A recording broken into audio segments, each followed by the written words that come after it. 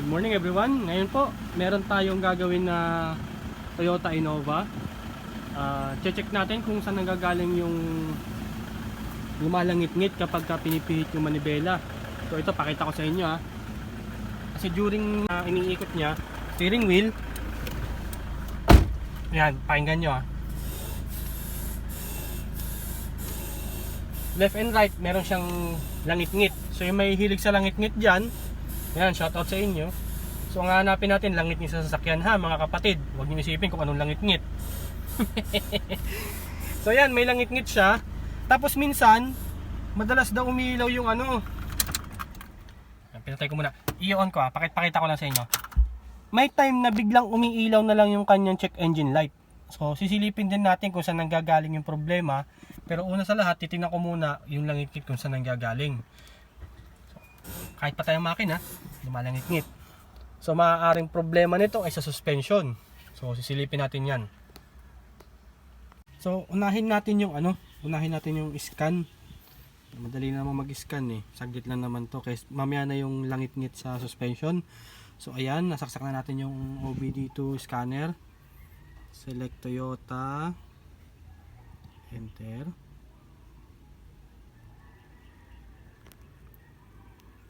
So make sure na naka-on. Yan, makikita nyo naka-on ha.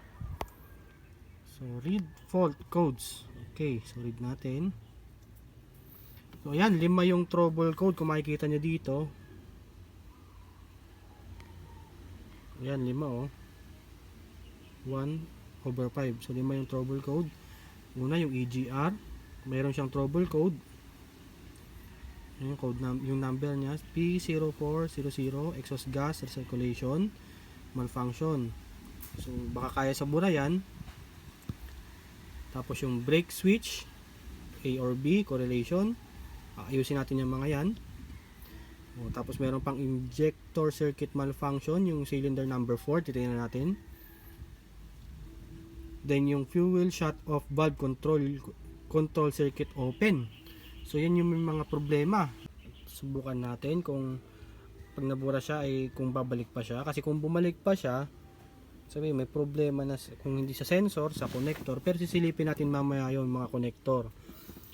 So ang problema kasi bigla siyang lumalabas yung check engine light. Pero minsan nawawala. Pag pinatay, in-start, nawawala siya. So maaaring naglo-lose connection lang. Or talagang may problema na sa mismong sensor, sa mismong pyesa. So try natin munang i-erase. Sabi ko nga sa inyo, kapag lumabas yung check engine light, hindi ibig sabihin na, halimbawa dito, hindi ibig sabihin na lumabas yung sira na EGR ay malfunction. Hindi ibig sabihin yan kailangan palitan agad. Maaaring mayroong naglulus na connection o masyado madumi na yung EGR. Actually hindi madumi to kasi last time nilinis ko to na nag-PMS nito, yung heavy PMS niya. Nilinis ko yung EGR niya dahil sobrang dumi. So nalinis ko na, so wala na tayong pagkukuhanan doon. Maaaring tingnan natin yung connector, baka naglulus. Yan sa brake switch, tingnan natin, baka naglulus lang. So hindi ibig sabihin na lumabas yung mga yan. Yung halimbawa yung EGR, hindi ibig sabihin na lumabas yan ay sira na yung EGR. So try munang i-diagnose kung ano yung problema, baka loose connection. So ngayon, tatry ko munang i-erase. So erase fault code.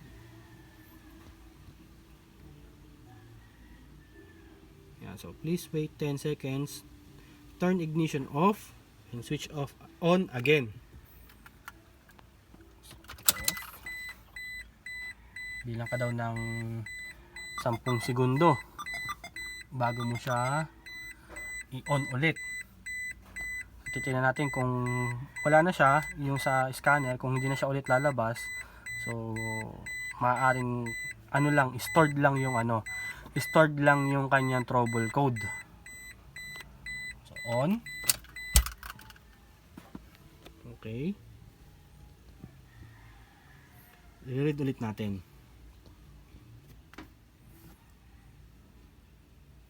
So wala na siyang ma-read. Ibig sabihin, stored lang yung kanyang problema.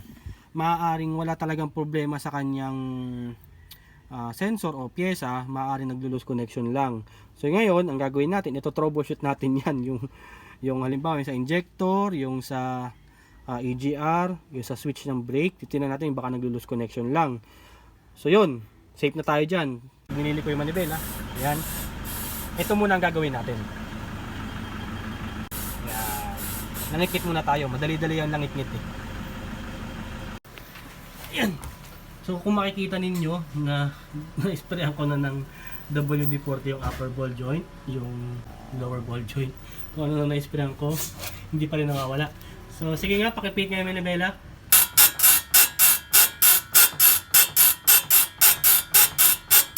Okay. Wait lang ha. So meron akong nakita na pwedeng panggalingan ng problema.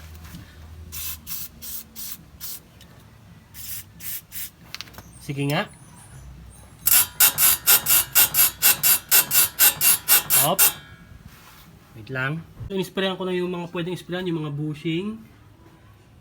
Yan. Nakita nyo, mga WD-40 po ang in-spray ko dyan.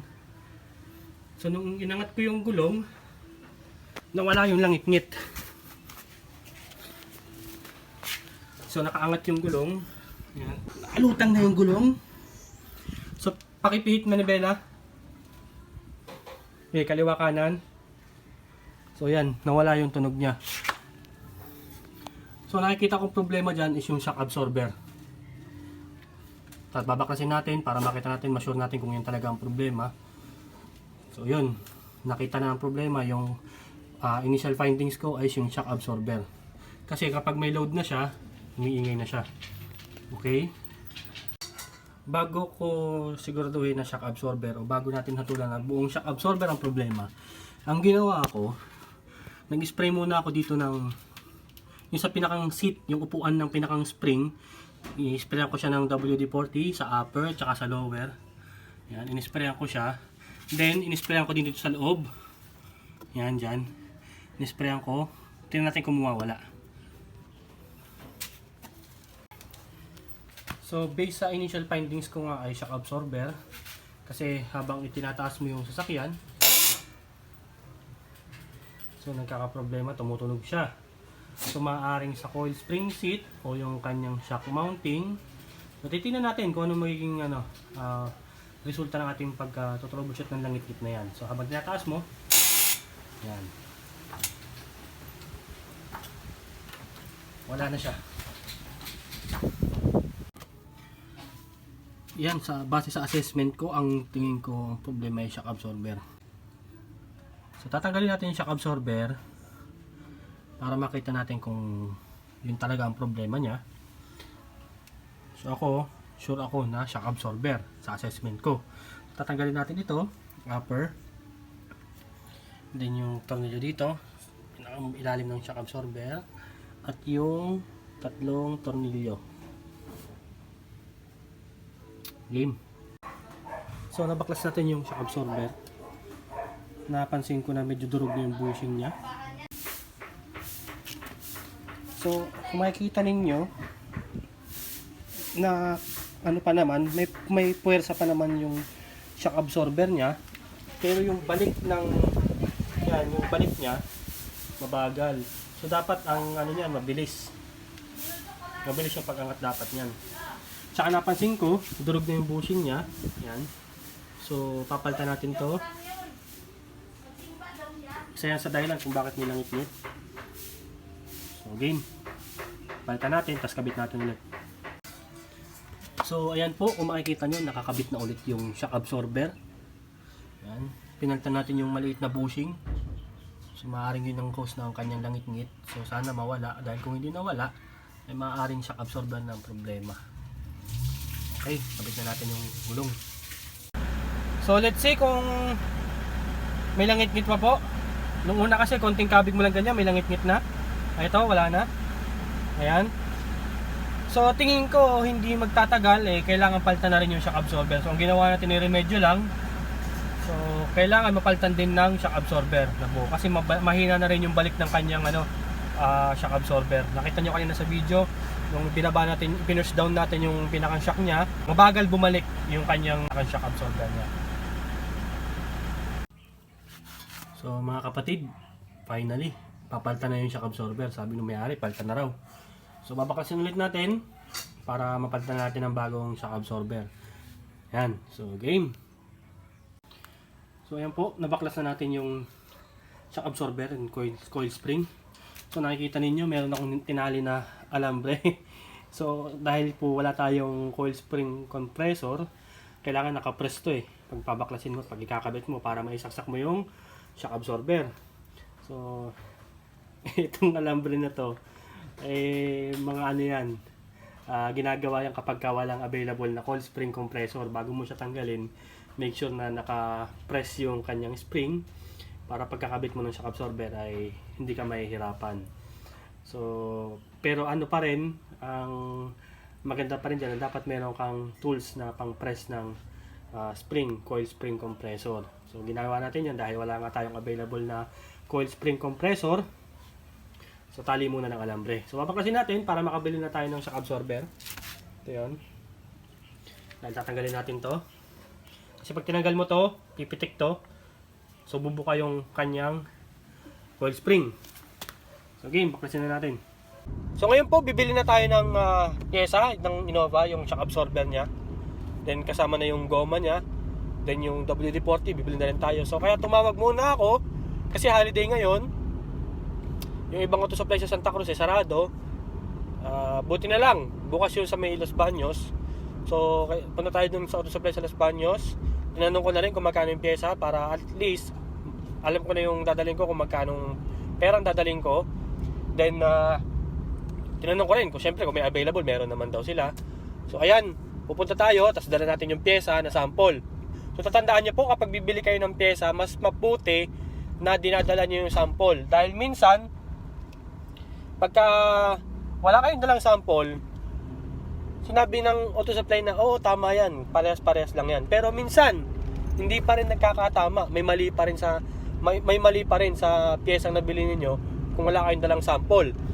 Dapat may ano talaga, as per sample. Minsan nga, may sample ka, mali pa rin di ba? So, mas mabuti pa rin yung dala mo yung sample para ma-compare sa bibilin mong pyesa. So, let's go po. So, ito po, nakabili na tayo ng shock absorber. So, kay YB po yan. Yan. So, mabili natin ay pangkanan lang. So, nakabili po tayo dito sa kay Yaj Auto Supply sa Los Baños, Laguna. Open po sila kahit sa holiday. So, ngayon, balik na tayo para may kabit na ulit. Let's go! So, ayan po, nakasalpak na yung bagong shock absorber. Ito yung luma. Ito yung bago.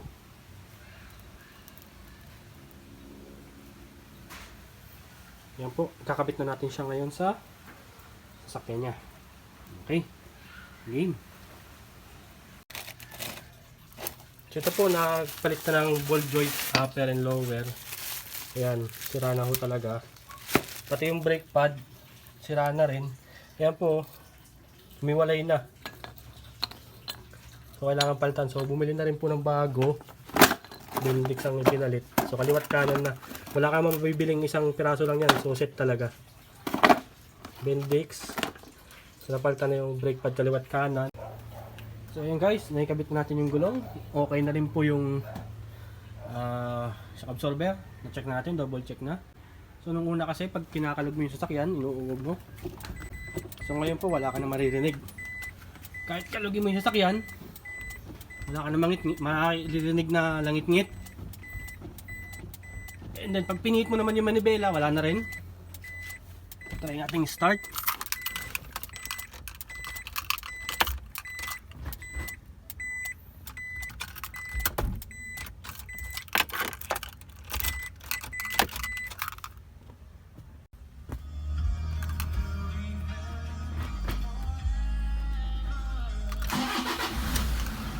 So nung una kasi pagka nililiko mo ng konting-konti yung manibela, may langit-ngit na. So ngayon wala ka na maririnig na langit-ngit. Kahit sagad po natin, wala ka na maririnig na langit-ngit.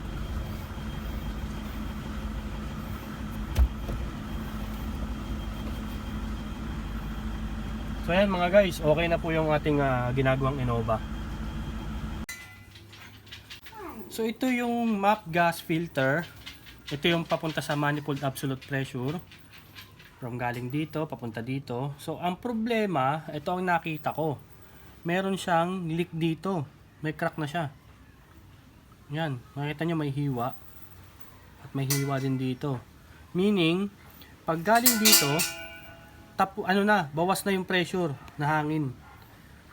So mali na ang nare-read ng MAP sensor. Makita nyo.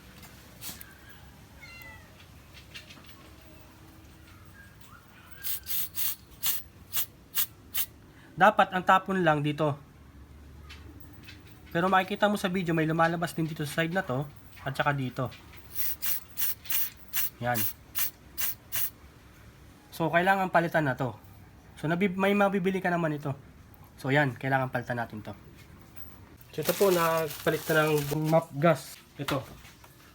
Yan, bago na rin yan. Kung nakita nyo kanina, yung pag ini-spray mo may singaw. So bago na po yan. So ayan po, nakita nyo yung naging problema ng Innova. So yun nga, based sa experience namin ng tatay ko din, dahil sa mga nagawa din namin mga sasakyan, which is kahit ano naman sasakyan, kahit anong modelo yan. Pagdating sa suspension, ang madalas na nagiging problema pag ganyang may langit-ngit, madalas na nasa isip namin agad dyan is yung upper tsaka lower ball joint. Pero sa case ng Innova, nakita nyo, nag-spray ako ng WD-40, upper tsaka lower, hindi pa rin nawawala yung langit-ngit. So yun nga, ang naging problema niya is yung sa may shock absorber. Akala ko nga nung una yung yung bushing lang ng shock absorber. So pinalitan ko, wala pa rin, ganun pa rin. Hanggang sa hinatulan ko na naging shock absorber ng problema. So yun, nakuha naman ang problema.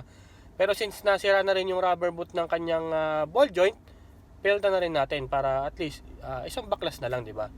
So ayan po, sana natuto kayo sa ginawa kong vlog. At don't forget po to like and subscribe sa aking YouTube channel po. And then sa Facebook page ko po, salamat po sa pag-share saka sa suporta, panonood po ng aking mga vlog. So thank you po at God bless po sa inyo lahat.